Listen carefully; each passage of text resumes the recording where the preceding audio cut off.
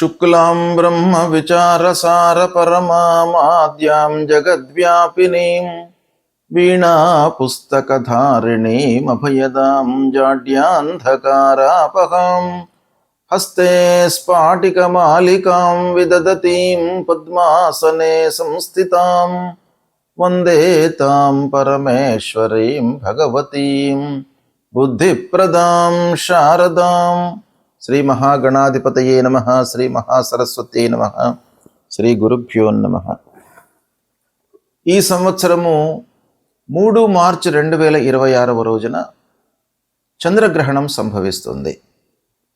ఈ చంద్రగ్రహణము పూర్వ ఫల్గుని నక్షత్రం సింహరాశిలో సంభవిస్తుంది కనుక ఈ సింహరాశిలో సంభవిస్తున్నటువంటి గ్రహణము రాశులలో జన్మించినటువంటి వాళ్ళకి, అంటే మేషం నుండి మీన రాశులలో జన్మించినటువంటి వాళ్ళకి ప్రభావం ఎలా ఉంటుంది, ఎలాంటి విషయాలలో శుభ ఫలితాలు ఉంటాయి, ఎలాంటి వాటి లోపల అశుభ ఫలితాలు ఉంటాయి, ఏ విధంగా మనం దాన్ని రెక్టిఫై చేసుకోవాలి అనేటువంటి విషయాన్ని మనము చూద్దాం. మీనరాశి జాతకులకు ఈ చంద్రగ్రహణం యొక్క ప్రభావం ఎలా ఉందో తెలుసుకుందాం. సింహరాశిలో గ్రహణం సంభవిస్తుంది. సింహరాశి అనంటే మీనరాశి జాతకులకు 6వ స్థానం అవుతుంది. అంటే 6వ స్థానంలో గ్రహణం సంభవిస్తుంది. 6వ స్థానంలో గ్రహణం సంభవించడము గ్రహణ గోచారం ప్రకారంగా అనుకూలమైనటువంటి స్థానమే. అయితే ఈ గ్రహణము ఈ స్థానంలో 6వ స్థానంలో సంభవిస్తున్నప్పుడు ఈ స్థానానికి సంబంధించినటువంటి కారకత్వాలు, ఆ స్థానానికి సంబంధించినటువంటి విషయాలపైన కొంత గ్రహణం యొక్క ప్రభావం ఉంటుంది. కాబట్టి మీరు ముఖ్యంగా మానసికంగా అలసిపోయేటువంటి అవకాశాలు ఉంటాయి. అంటే వర్క్ లోడ్ పెరుగుతుంది. తద్వారా మీరు సమయం లోపల పనులను పూర్తి చేయలేరు. శత్రువులతో కొన్ని ఇబ్బందులు, అనారోగ్య సమస్యలు, నిద్ర లేమి, ఇలాంటివి మీకు ఈ గ్రహణం మూలకంగా కనబడుతున్నాయి. వీటికి మీరేంటంటే ఆధ్యాత్మిక చింతన పెంచుకోవాలి.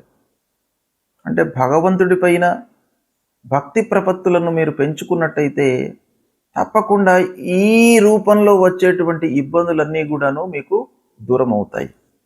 కనుక ఈ 6వ స్థానంలో ఉండడం మూలకంగా కూడాను మీకేంటంటే ఖర్చుల పైన కూడాను కొంత భారం పడుతుంది. అనవసరమైన ఖర్చులు, రావాల్సినటువంటి రాకపోవడము, ఇలాంటి వాటిపైన ఈ గ్రహణం యొక్క ప్రభావం ఉంటుంది కనుక దాన్ని కొంత మీరు నియంత్రించుకోండి. ఖర్చులను నియంత్రించుకోలేని పక్షంలో మనం ఏం చేయాలి? ఆదాయ మార్గాలపైన మనస్సు నిలపాలి. ఆదాయం ఎలా పెంచుకోవాలి?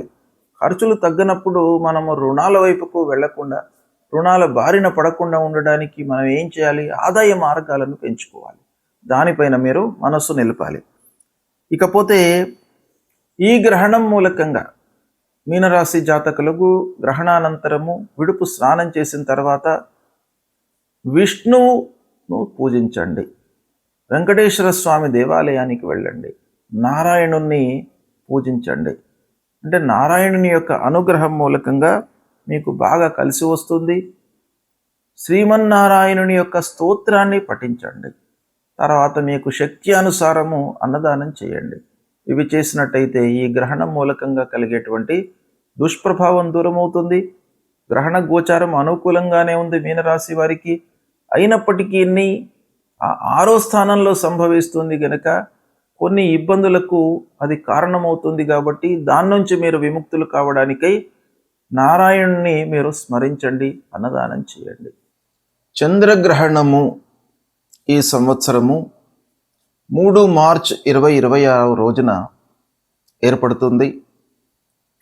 చంద్రగ్రహణము ఎలా ఏర్పడుతుంది అనే విషయాన్ని మనం చూసినట్టయితే ప్రతి పౌర్ణిమ రోజున భూమి, సూర్యుడు, చంద్రుడు ఇవి అన్నీ కూడాను సరళ రేఖలోకి వస్తుంటాయి ఆకాశంలో. అయితే ప్రతి పౌర్ణిమ రోజున గ్రహణం ఏర్పడదు. భూమి యొక్క నీడ చంద్రునిపై పడడం మూలకంగా మనకు ఏర్పడేటువంటిదే చంద్రగ్రహణం అన్నమాట. ఈ ఖగోళంలో జరుగుతూ ఉన్నటువంటి ఒక అద్భుతమైనటువంటి సంఘటనల లోపల గ్రహణము, చంద్రగ్రహణము, సూర్యగ్రహణము ఇవి చాలా అత్యంత ప్రాధాన్యమైనటువంటి ఘటనలు. అయితే ఈ ఘటనల యొక్క ప్రభావము భూమిపై నివసిస్తున్నటువంటి మానవులపైన ఎలా ఉంటుంది అనేటువంటి విషయాన్ని మనం చూసినట్టయితే, ఈ సంవత్సరము అనగా 3/3/2026 సంవత్సరము పాల్గొన్న శుక్ల 15 పూర్ణిమ మంగళవారం రోజున ఈ గ్రహణము సంభవిస్తుంది. ఇది పగలు 3:20 ప్రారంభమయ్యి సాయంత్రము 6:48 వరకు ఈ గ్రహణము ఉంటుంది. అయితే పగటి పూటన మనకు గ్రహణం సంభవిస్తుంది. అంటే ఖగోళంలో ఈ గ్రహణం సంభవిస్తుంది, అంటే విశ్వం లోపల సంభవిస్తుంది ఇది. అయితే దీని యొక్క గ్రహణాన్ని చూడడము, కనబడము, స్థితి ఇవన్నీ కూడాను మనము నివసిస్తూ ఉన్నటువంటి ప్రదేశానికి అనుగుణంగా ఆ సమయాలన్నీ కూడాను మారుతుంటాయి. కనుక పగలు మనకు ఈ గ్రహణం సంభవిస్తుంది గనక పూర్తి గ్రహణాన్ని మనము చూడలేము, మనకు కనబడదు కూడాను. అయితే 6:48 వరకు గ్రహణం కనబడుతుంది. ఈ గ్రహణం యొక్క ప్రత్యేకత ఏంటంటే కేతుగ్రస్తమైనటువంటి గ్రహణము. అంటే రాహు కేతువులను మనము ఛాయాగ్రహములుగా మనం చూస్తుంటాం పూర్వ సాంప్రదాయం ప్రకారంగా. అవి నీడగా భావిస్తామన్నమాట. వాటి యొక్క ప్రాధాన్యత గ్రహణం యొక్క సంభవం లోపల చాలా ఉంటుంది. ఆ విధంగా ఈ కేతుగ్రస్తమైనటువంటి గ్రహణం ఇది. ఈ గ్రహణము కృష్ణవర్ణం లోపల మనకు కనబడుతుంది. అంటే నల్లగా మనకు గ్రహణం కనబడుతుంది. ఖగ్రాస గ్రస్తోదిత చంద్రగ్రహణము అని అంటారు దీన్ని. అంటే సంపూర్ణ గ్రహణము, కానీ మనకు కనబడడం మట్టుకు తక్కువ సమయం లోపల కనబడుతుంది. అంటే గ్రహణము పడుతూ ఉన్నటువంటి ఆ దాన్ని మనము చూస్తామన్నమాట. గ్రస్తోదితము, గ్రస్తమై ఉన్నటువంటి ఆ గ్రహణాన్ని అది ఉదయిస్తున్నటువంటి సందర్భంలో మనకు కనబడడం అన్నమాట, గ్రస్తోదిత చంద్రగ్రహణము. అయితే ఈ గ్రహణము పూర్వ ఫల్గుని నక్షత్రం సింహరాశిలో సంభవిస్తుంది. తర్వాత కర్కాటక లగ్నము, సింహ లగ్నము, ఈ 2 లగ్నాల లోపల కూడాను యుక్తమై ఉన్నటువంటి గ్రహణం ఇది. అయితే ఈ గ్రహణము మొత్తం కూడాను మనకు హైదరాబాద్ ప్రాంతంలో ఈ తెలుగు రాష్ట్రాలలో ఏ సమయంలో కనబడుతుంది అనే విషయాన్ని మనం చూసినట్టయితే సాయంత్రము 6:24 నుండి 6:48 మధ్య కాలం లోపల మట్టుకే మనకు కనబడుతుంది. గ్రహణం మధ్యనే స్టార్ట్ అయ్యింది. అంటే 3:20 ప్రాంతంలోనే గ్రహణం ప్రారంభమైంది, 6:48 వరకు ఉంది. కానీ సూర్యుడు ఉన్నప్పుడు మనకు ఆ గ్రహణము, చంద్రుడికి సంబంధించినటువంటి చంద్రగ్రహణం కనబడదు గనక అస్తమయం తర్వాత మనకు చంద్రగ్రహణం కనబడుతుంది. అంటే 6:24 నుండి 6:48 గ్రహణము మనకు కనబడుతుంది. అయితే ఈ విధంగా చూసినట్టయితే మొత్తం గ్రహణము 3:20 నుండి 6:48, అంటే సంపూర్ణ చంద్రగ్రహణం ఇది. 3:30 వరకు గ్రహణం కనబడుతుంది. మనకు ఈ ప్రాంతంలో కనబడదు, కానీ ఖగోళంలో 3:30 ఈ గ్రహణం మొత్తం సంభవిస్తుంది. మనకు కనబడేది మట్టుకు 24 నిమిషాలు మాత్రమే హైదరాబాదులో. అయితే ఈ గ్రహణం యొక్క ప్రభావము ఎలా ఉంటుంది, ఎవరు ఎలాంటి విషయాలపై నియమాలను పాటించాలి అనేటువంటిది మనకు శాస్త్రం చెప్తోంది. మన హిందూ ధర్మంలో గ్రహణానికి అత్యంత ప్రాధాన్యత ఉంది. అంటే గ్రహణ నియమాలను పాటించాలి, గ్రహణ సమయంలో పునశ్చరణ చేసుకోవాలి. అంటే గురూపదేశమైనటువంటి మంత్రాలు మనము ఈ గ్రహణ సమయంలో మనము ఉచ్చరించినట్టయితే, జపాలు చేసినట్టయితే అది ద్విగుణీకృతమైనటువంటి ఫలితం వస్తుంది. అంటే ఆ మంత్రము ఆ సమయం లోపల మలినమవుతుంది కనుక దాన్ని మనం ఏం చేయాలి, పునశ్చరణ చేసుకోవాలి.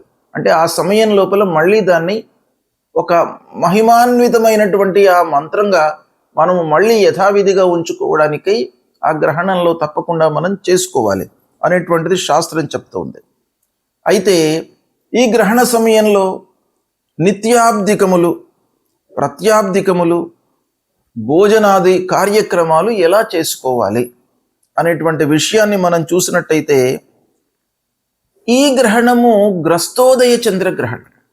ఈ గ్రస్తోదయ చంద్రగ్రహణం లోపల యామ చతుష్టయం వేద అని మనకు శాస్త్రం చెప్తోంది.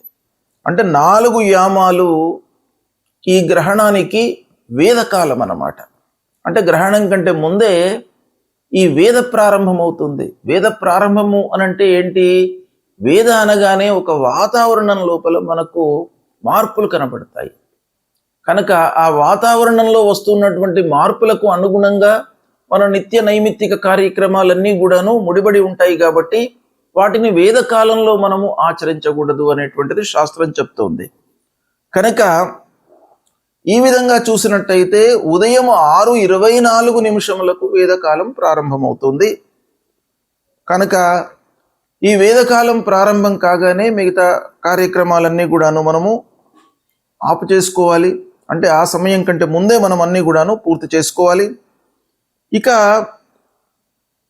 గ్రహణానంతరము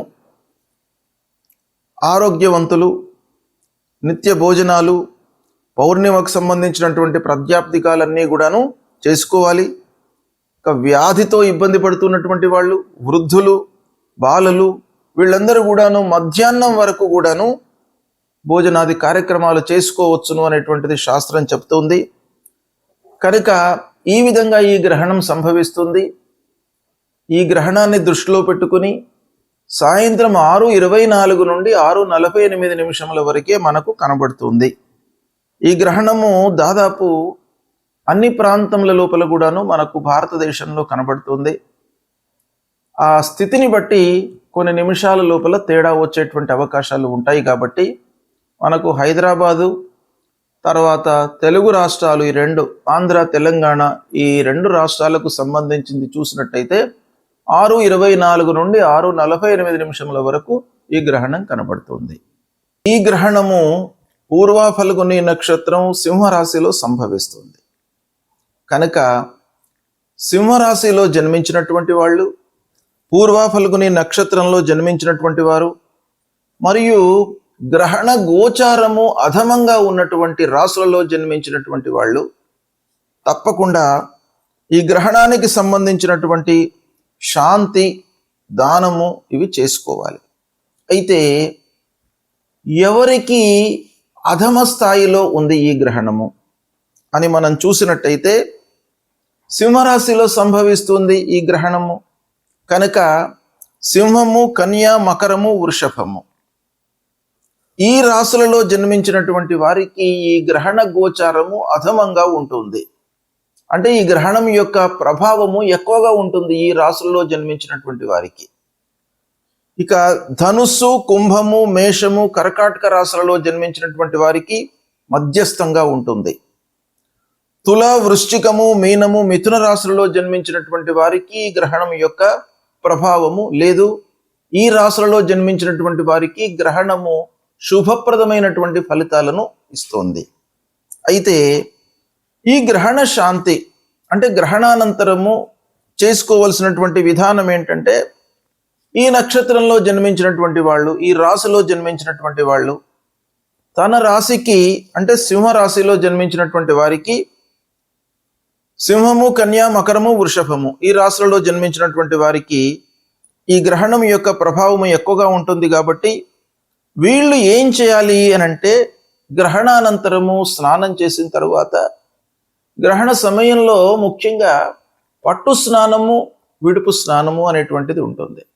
అంటే గ్రహణ ప్రారంభంలో స్నానం చేయడము, స్నానం చేసిన తర్వాత జపం చేసుకోవడము, గురూపదేశమైనటువంటి జపాన్ని చేసుకోవడము, తర్వాత గ్రహణానంతరం కూడాను విడుపు స్నానం చేసి దాని తరువాత ఈ గ్రహణానికి సంబంధించినటువంటి పరిహారాలు చేసుకోవాలి. అంటే ఏం చేయాలి అని అంటే, వాళ్ళ శక్త్యానుసారం మనకు శాస్త్రం చెప్పబడి ఉంది. శాస్త్రంలో ఏముంది అని అంటే, వెండితో కానివ్వండి, రాగితో కానివ్వండి, బంగారంతో కానివ్వండి, వాళ్ళ శక్త్యానుసారము సూర్యుడు, చంద్రుడు, రాహు, కేతువుల బింబాలను అంటే ప్రతిమలను చేయించి వాటిని ఒక ఆవు నెయ్యితో నింపినటువంటి తామ్ర పాత్ర లేదా కంచు పాత్ర లోపల ఉంచి తిలలు అంటే నువ్వులు, వస్త్రము, దక్షిణలను అందులో ఉంచి సూర్యచంద్ర రాహు కేతువులను ధ్యానించి దానం ఇవ్వాలి. అంటే యథాశక్తిగా దానికి పూజ చేసిన తర్వాత ఆ బింబాలను ఒక బ్రాహ్మణునికి కానివ్వండి, లేదా అర్చకుడికి కానివ్వండి, లేదా దేవాలయంలో నిత్యం కూడాను భగవంతుడి సేవలో నిమగ్నమై ఉన్నటువంటి వాళ్లకు ఎవరికైనా కూడాను ఇది దానం ఇవ్వచ్చును.